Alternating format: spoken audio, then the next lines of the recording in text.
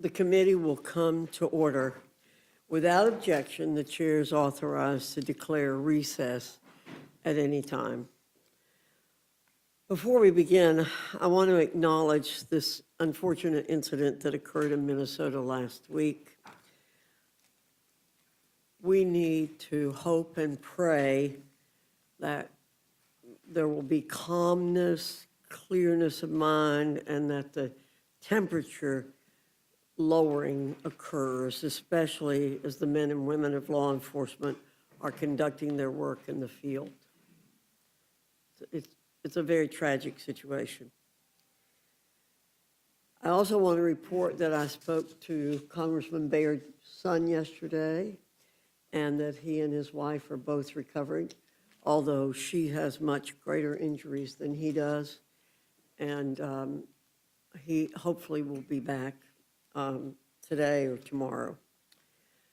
Today, the Rules Committee is convening to consider 5 separate measures. It's the Education and the Workforce Day, H.R. 2262, H.R. 2270, H.R. 2312, H.R. 2988, and H.R. 4366.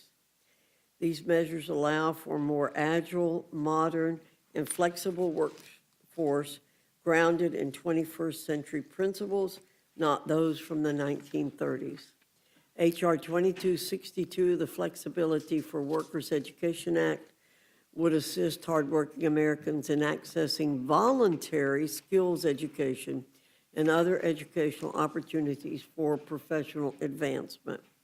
Further, it ensures that employees will be able to engage in professional development curriculum of their own choosing and not have to perform work for their employer during these hours.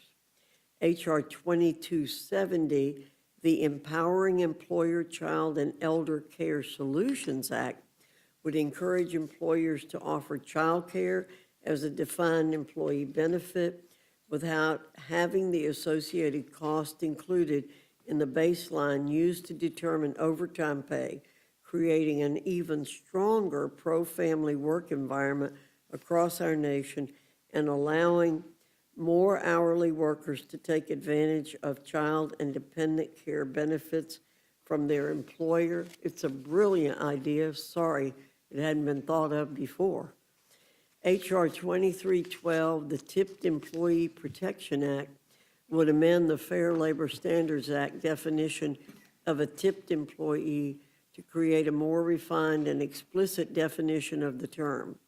This legislation would serve as a barrier to both bureaucrats and ideological judges from setting arbitrary and unworkable requirements in classifying the hours or duties that a tipped employee performs.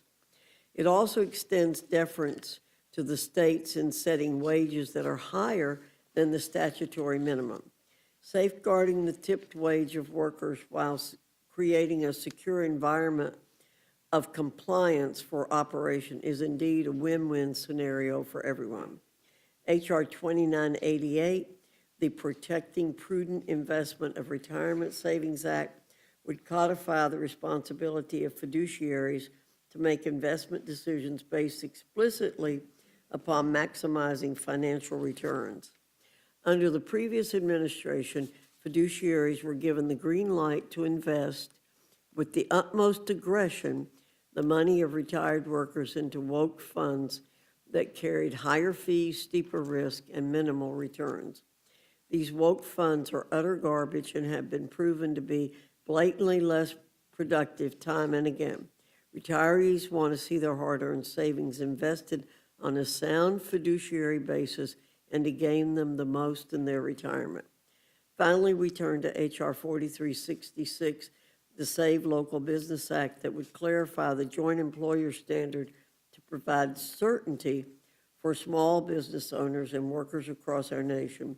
It strikes down a convoluted joint employer scheme that threatens job creation and undermines the American dream while restoring a common sense definition of employer to provide certainty and stability for workers and employers. Job creators, employers, Job creation and growth yield prosperity. Detrimental regulations strangle opportunity and innovation for workers and employers alike. We have a slate of very positive pieces of legislation before us today. I'm very much looking forward to the discussion which we'll have. With that, I now yield to the ranking member, Mr. McGovern, for any comments he wishes to make. Well, thank you, Madam